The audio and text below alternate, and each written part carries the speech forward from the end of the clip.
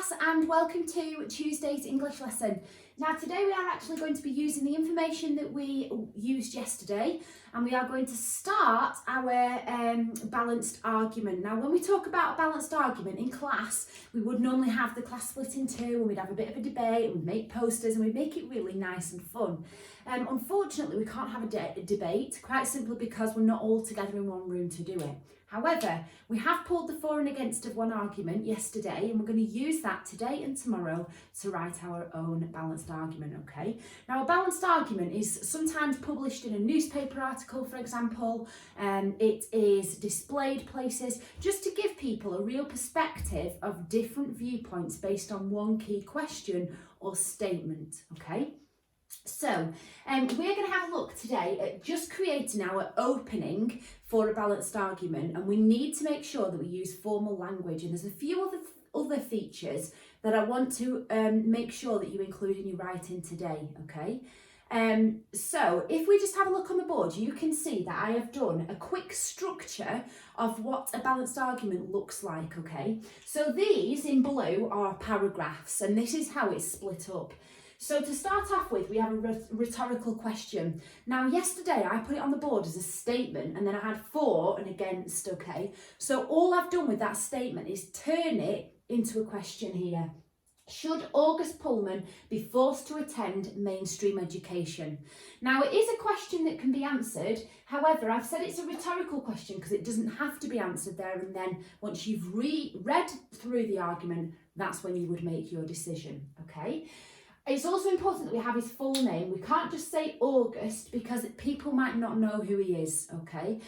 So we're talking about August Pullman and people will then recognise, oh yeah, it's the boy that's got the facial disfigurement, okay? So we start off with a rhetorical question and then we move on to our introduction or opening, which we're going to be doing today.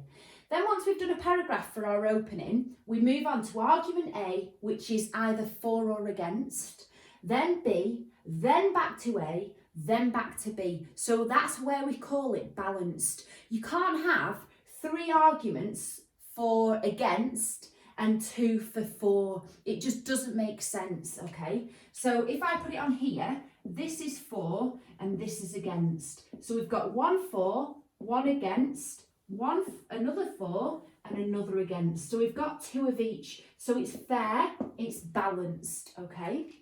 And then we surmise everything together and we put together a conclusion, which we'll then work on tomorrow and we'll look at how we actually write that, and I'll give you an example below the videos as well.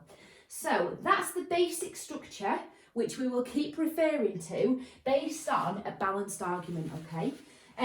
So today we've done our rhetorical question. I've done it on the board. Your rhetorical question, based on what your statement said yesterday, you might have it slightly different. You might have, should August Pullman be forever home educated, for example, okay? However you want to word it is fine.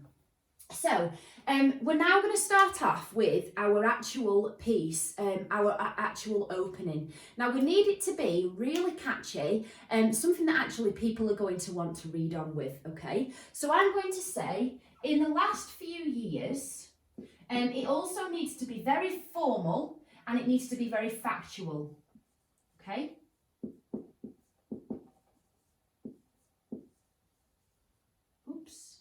In the last few years, there has been, and I want to say that basically there's been a lot of people being chosen to be home educated because maybe they're getting bullied at school or they don't like school or they can't fit in. So I want to say that there's been a lot of that happening. So think of a good word, instead of just saying, in the last few years there has been lots of, what could I say? Well, I've chosen there has been an explosion of families choosing to home educate their children. In the last few years, there has been an explosion of families choosing to home educate, which is hyphenated, their, don't forget it's their, so it's possessive, their. Okay. So let's just have a read of this. In the last few years, there has been an explosion of families choosing to home educate their children, or you could just put their child, okay? I want you to think now, how can we need a bit of fact in here, because I said it needs formal language, but it also needs facts. So you might have 70% of the population are home educating, or, you know, something, a staggering figure that's going to get people's attention. So pause the video and just have a quick think, what could you write here? Okay, off you go.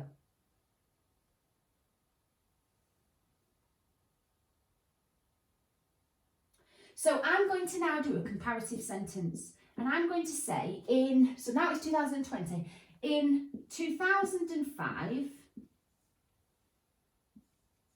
only 5% of children were home educated.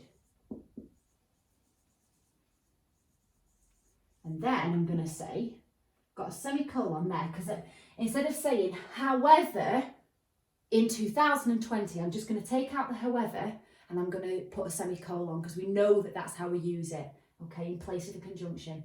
In 2005, only 5% of children were home educated. And then I'm going to say, how many years later is it from 2005 to 2020?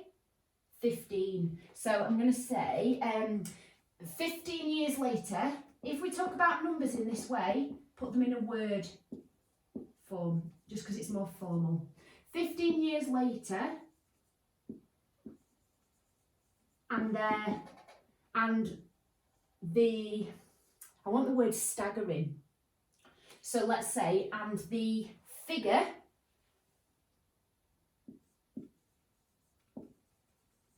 has changed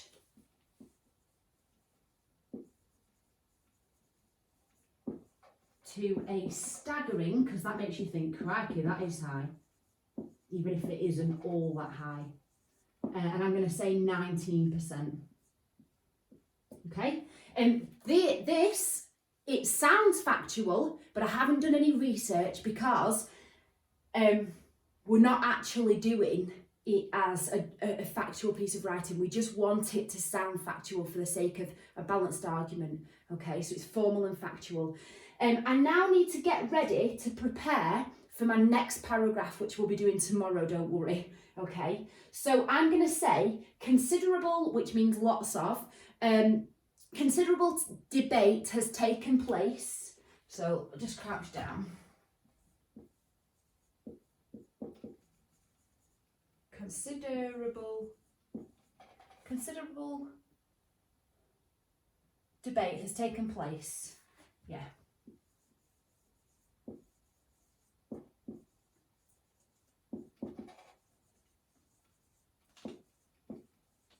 In the press recently.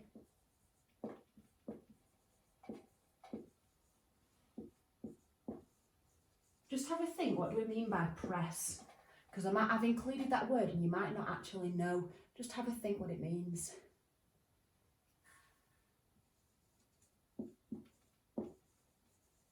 So press just means like newspaper press. So in the newspapers, on the media, on the news, on telly, things like that. Considerable debate has taken place in the press recently as to whether, and I'm just going to end it, children should have the opportunity to be home educated or should be forced to attend mainstream education, your choice. So as to whether children should be forced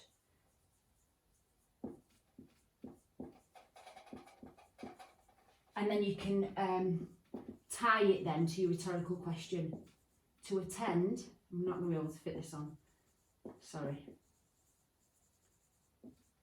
And that's it, okay? So let's just have a read of that and see what you think. See if there's anything that needs changing. Should August Pullman be forced to attend mainstream education?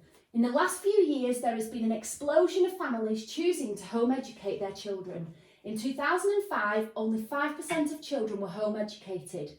15 years later, and the figure has changed to a staggering 19%. So I think that sentence there is quite powerful. we've got percentages, which gives us facts. We've got good vocabulary, staggering, and we've got a semicolon. So I love that sentence. If you can include that in your opening today, super duper.